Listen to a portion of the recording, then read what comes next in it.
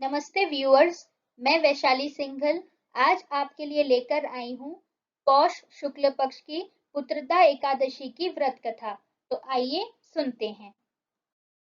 महाराज युधिष्ठिर ने पूछा, हे भगवन, आपने सफला एकादशी का महात्म्य बताकर बड़ी कृपा की।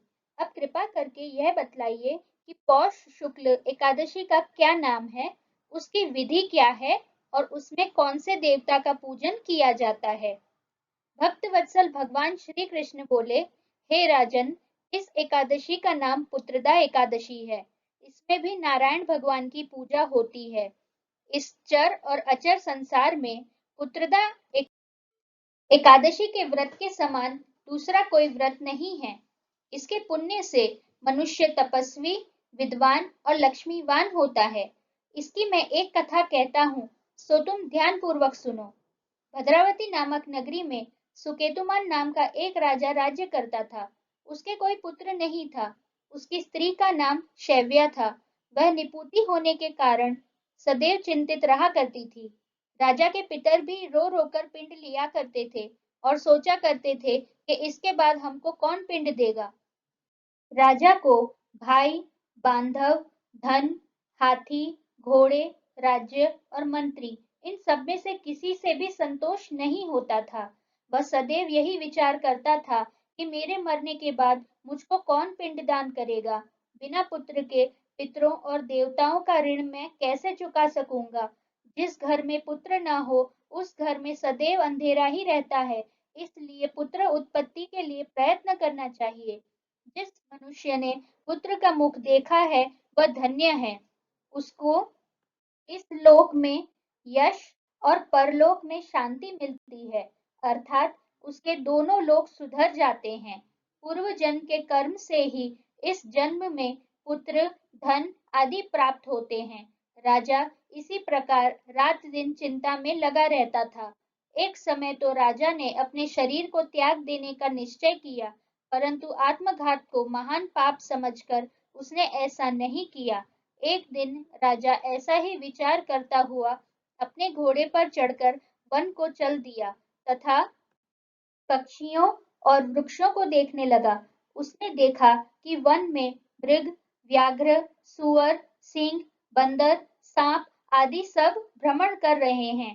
हाथी अपने बच्चों और हथनियों के बीच घूम रहा है।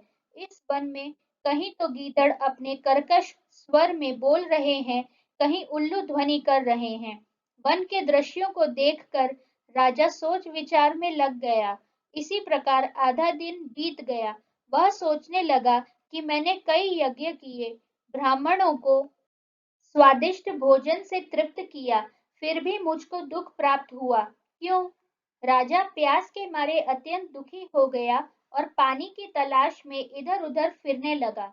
थोड़ी दूरी पर राजा ने एक सरोवर देखा। उस सरोवर में कमल खिले थे तथा सारस, हंस, मगरमच्छ आदि विहार कर रहे थे। उस सरोवर के चारों तरफ मुनियों के आश्रम बने हुए थे।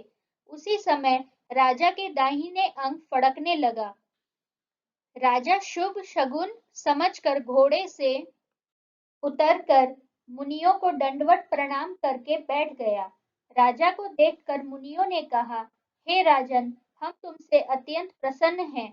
तुम्हारी क्या इच्छा है सो कहो। राजा ने पूछा, महाराज आप कौन हैं और किस लिए यहाँ आए हैं, कृपा करके बताइए। मुनि कहने लगे कि हे राजन, आज संतान देने वाली पुत्रदा एकादशी है।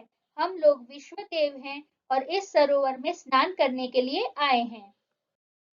यह सुनकर राजा कहने लगा कि महाराज, मेरे भी कोई संतान नहीं है। यदि आप मुझ पर प्रसन्न हैं तो एक पुत्र का वरदान दीजिए।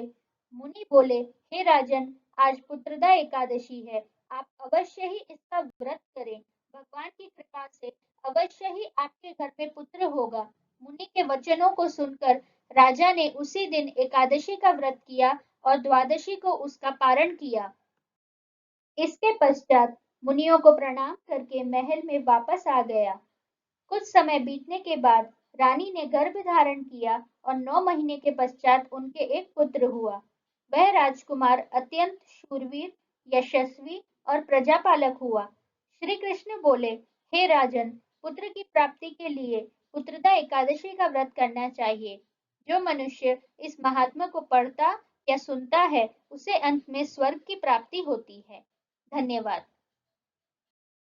इस कथा को सुनने के लिए धन्यवाद। उम्मीद करती हूँ कि आपको कथा अच्छी लगी होगी। यदि आप एकादशी माता की आरती सुनना चाहें तो आपको स्क्रीन पर एक लिंक आ रहा होगा। आप उस लिंक पर जाएं और आपको एकादशी की आरती भी सुनने मिल जाएगी, या आप मेरे डिस्क्रिप्शन बॉक्स में जाकर भी देख सकते हैं। नमस्ते।